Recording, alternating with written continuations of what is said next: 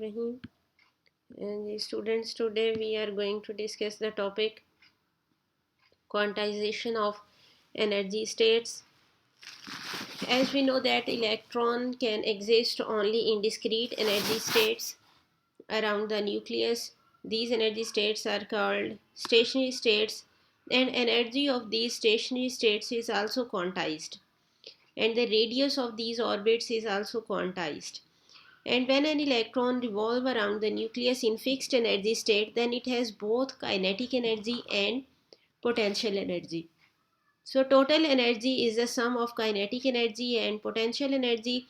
Here total energy is in nth orbit will be equal to kinetic energy plus potential energy. Potential energy is represented by U, and here we have written in n in the subscript to represent the energy of nth state. And first of all, we calculate the kinetic energy of the electron. We know that kinetic energy possessed by the electron due to its motion is written as 1 by 2 mv square, vn square. And we know that in case of hydrogen, necessary centripetal force is provided by Coulomb's electrostatic force, as we have already discussed it in previous topic. So mv square over r will be equal to ke square over rn square. Here mvn square will be equal to ke square over rn. So mvn square can be replaced in equation 2 as kinetic energy equal to 1 by 2 into ke square over rn. Next, we have to calculate the potential energy of the electron. The potential energy possessed by an electron orbiting around the nucleus is U is equal to Q into delta V. Here Q is the charge on electron, that is minus E, and delta V is the potential difference. And we have discussed it in the chapter of electrostatics that electric potential due to a point charge is given as V is equal to KQ over R. Here we take nucleus as point charge, तो उसकी वजह से जो potential होगा वो उस पर जो पॉजिटिव चार्ज है, प्रोटॉन एक ही प्रोटॉन है हाइड्रोजन एटम के न्यूक्लियस में और उस पर चार्ज है प्लस क्यू, तो उसकी वजह से इलेक्ट्रिक पोटेंशियल क्या होगा के क्यू ओवर आर. तो डेल्टा वी की जगह हम ये वैल्यू पुट कर देंगे K E over R N. Here E is charge on proton, so potential energy will be equal to ke square over Rn. और प्रोटॉन पे और इलेक्ट्रॉन पे चार्ज सेम होता है, तो इसलिए ये हमने इन दोनों को मल्टीप्लाई कर दिया, ई स्क्वेयर हो जाएगा ये हमारे पास. Now we have to find the total energy of the electron. So total energy will be equal to kinetic energy plus potential energy. Kinetic energy is 1 by 2 ke square over Rn plus potential energy is minus ke square over Rn. Here ke square over Rn is common factor, so bracket में हमारे पास आ जाएगा 1 by 2 minus 1. LCM लेके हम इसको solve करेंगे तो ये हमारे पास आ जाएगा -1 by 2. So total energy of electron हमारे पास निकल आई ke square over 2Rn, where Rn is the radius of nth orbit. In case of hydrogen atom, we have already derived its expression, so now we put the value of radius in equation 5.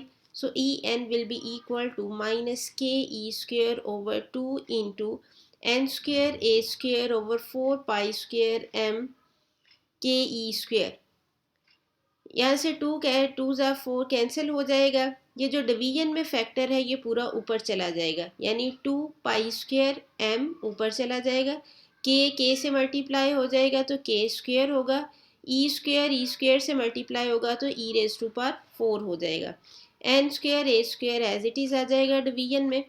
अब यहाँ पे देखें 2 pi square M के square E raise to power 4 over h square, ये पूरा factor क्या है, ये पूरा फैक्टर कांस्टेंट है.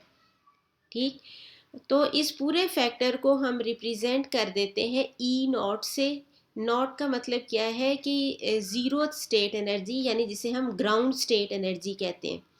तो ये ई नॉट के इक्वल ले ली हमने कि ये पूरा कांस्टेंट जो है इसको ई नॉट से शो कर दिया है, तो ये फार्मूला क्या बन जाएगा, E N will be equal to minus E not over N square. और ई नॉट के क्या है, 2 पाई स्क्वेयर एम के square E raise to power 4 over A square. ये सारे कॉन्स्टेंट्स हैं, हम इनकी वैल्यूज़ पुट करेंगे और ई नॉट की वैल्यू फाइंड करेंगे।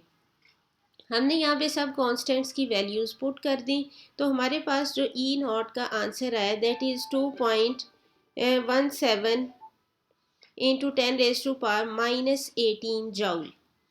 जूल को हम इलेक्ट्रॉन वोल्ट में कन्वर्ट करेंगे, तो इसके लिए हम इसको डिवाइड करेंगे 1.6 इंटू 10⁻⁻19 पे, तो हमारे पास ई नॉट की वैल्यू आ जाएगी 13.6 इलेक्ट्रॉन वोल्ट।